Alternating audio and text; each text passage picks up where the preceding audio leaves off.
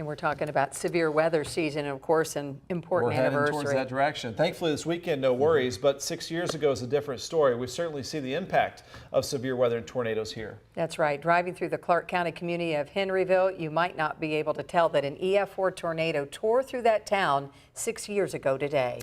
Hitting the school complex there as school was actually letting out for the day. StormTeam meteorologist Shuck shows us the extent of the damage. 6 years ago on March 2nd, 2012, the Ohio Valley saw an unusual out-of-season severe weather and tornado outbreak. 70 tornadoes confirmed, 44 fatalities, and unfortunately many of those in Kentucky and Indiana.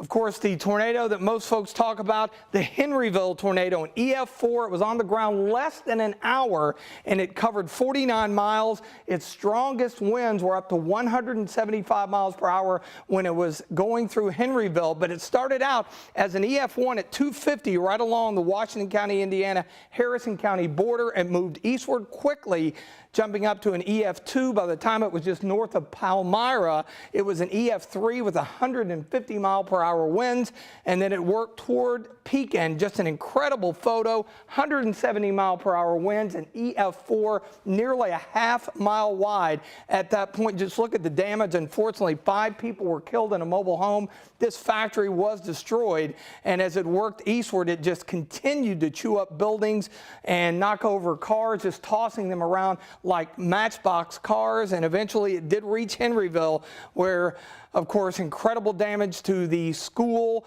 buses there, and just a large area impacted by this devastating tornado. It eventually moved eastward over into western Jefferson County, Indiana, and dissipated over Trimble County, Kentucky. A day many will never forget here in Kentuckiana, March 2nd, 2012. I'm Storm Team meteorologist Shuck.